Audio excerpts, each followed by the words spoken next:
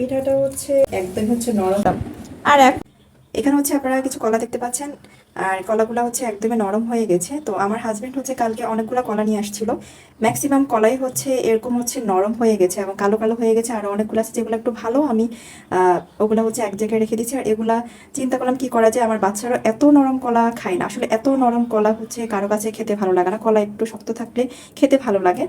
তো এখন চিন্তা করছি যে এগুলা কি করবো। তো একটা পিঠা বানাবো এগুলা দিয়ে, সেটা আপনাদের সাথে এখন শেয়ার করব।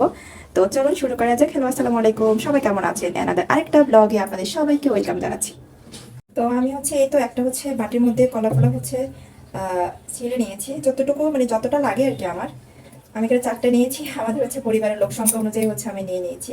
আর এখন হচ্ছে আমি এগুলো হচ্ছে একটু ম্যাশ করে নিব।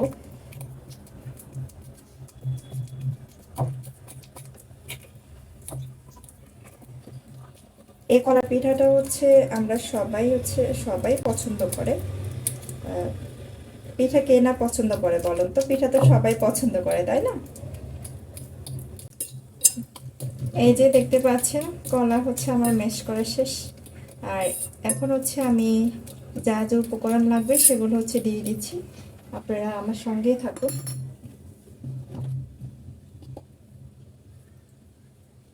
আমি এখানে স্বাদ মতো হচ্ছে লবণ দিয়ে দিচ্ছি।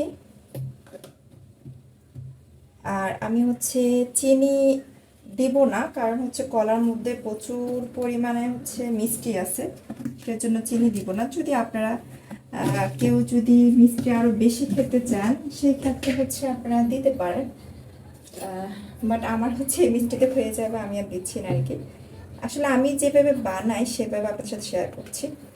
তো এখন আচ্ছা, সরি, আমি পুরো হচ্ছে ডিটেল শেয়ার করতে পারি নাই, কোনো একটা কারণে হচ্ছে স্কিপ হয়ে গেছে। তা আমি কলাটা মেশ করে এখানে হচ্ছে লবণ দিয়ে দিচ্ছি পরিমাণ মতো, তারপরে হচ্ছে চিনি স্কিপ দিই নাই, কারণ হচ্ছে এখানে অলরেডি হচ্ছে কলার মধ্যে মিষ্টি আছে, আপনারা চাইলে দিতে পারেন। তারপর সামান্য একটু চালের গুঁড়া, এরপরে হচ্ছে একটু ময়দা দিয়ে দিয়েছি, দিয়ে হচ্ছে আমি ভালো করে মিক্সড করে নিয়েছি। আর একটু হচ্ছে লিকুইড গরুর দুধ দিয়েছি, চাইলে হচ্ছে আপনারা এখানে গুঁড়া দুধ ইউজ করতে পারেন, তো আমি গুঁড়া দুধ দিয়ে নিই। আমি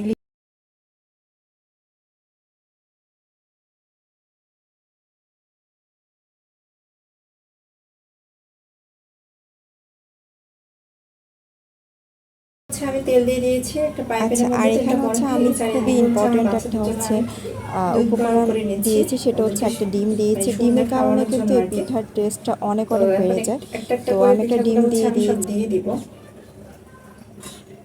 আমার মতে এভাবে হচ্ছে যাদের বাসায় কলা নিয়ে আসে, মানে কলাগুলো যখন একদম হচ্ছে নরম হয়ে যায়, এভাবে কারা কারা পিঠা বানিয়ে ফেলেন কমেন্টসে জানাবেন তো।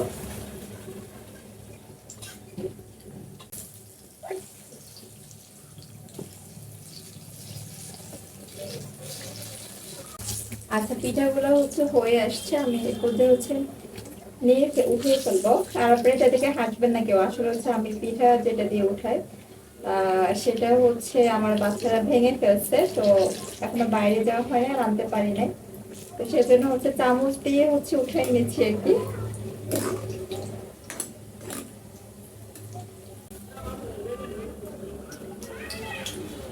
এই পিঠাগুলো হতে থাকুক, আর এই পিঠাগুলো হতে থাকুক, আমি হচ্ছে আপনাদেরকে একটা জিনিস দেখাচ্ছি, চলুন আমার সাথে আপনারা দেখবেন। আর এই যে আমি আপনাদের সাথে শেয়ার করছি, দেখতেই পাচ্ছেন আমার দুই ছেলে, আমি এদিক দিয়ে হচ্ছে ওদের জন্য সন্ধ্যার নাস্তা রেডি করতেছি, সন্ধ্যার পরে ওরা কি খাবে। আর দুই ভাই দেখেন, মাশাআল্লাহ বলতে কিন্তু কেউ ভুলবেন না, দুইজনেই হচ্ছে ঘুমাচ্ছে। তো আসলে ওদের এই হচ্ছে একজনের সাথে একজন যে জড়াই ধরে ঘুমা, আমি আমার নিজের ছোটবেলাকে খুব বেশি মিস করি। যে ছোটবেলা আমি তো নিজে একদম হচ্ছে কোনো দুশ্চিন্তা নাই, মানে কোনো কিছু নাই, টেনশন ছাড়া নিশ্চিন্তে হচ্ছে ঘুমাতাম। আর এখন তো হচ্ছে ঘুমের মধ্যেও কত টেনশন কাজ করে, ঘুম আসে না। তো এই তো আমার দুই কলিজার টুকরা ঘুমাচ্ছে। আর চল এখন আপনাদের সাথে শেয়ার করি পিঠাগুলা কেমন হয়েছে খেতে।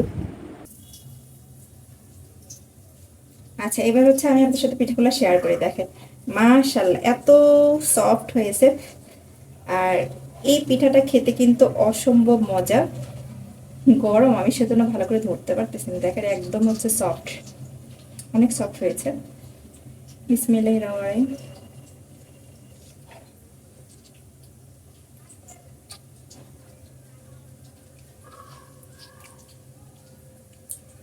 মাশাআল্লাহ মাশাআল্লাহ, অনেক বেশি মজা হয়েছে। আপনারা হয়তো বলবেন আপু নিজে বানিয়ে নিজেই সুনাম করছে, আসলে ব্যাপারটা ওরকম না, অনেক বেশি মজা হয়েছে। আপনারা বাসায় অবশ্যই ট্রাই করবেন, দেখতে পাচ্ছেন একদম সফট। আমি যেটা বলেছিলাম গুঁড়ি বেশি ইউজ করা যাবে না, গুঁড়ি বেশি ইউজ করলে সেক্ষেত্রে পিঠাটাও হচ্ছে এরকম সফট হয় না, আর কলার ফ্লেভারটা পাওয়া যায় না। আর এভাবে যদি আপনারা বানান তাহলে কলার সুন্দর একটা ফ্লেভার থাকবে, প্লাস হচ্ছে পিঠা একদমই সফট হবে, অনেক সফট, আবার খেতে কিন্তু অসম্ভব মজা হবে। তো সবাই হচ্ছে অবশ্য কমেন্টসে জানাবেন যে কেমন হলো আজকে আমার হচ্ছে যে পচা কলা দিয়ে হচ্ছে যে রেসিপিটা বানালাম, সেটা আপনাদের কাছে কেমন লাগলো।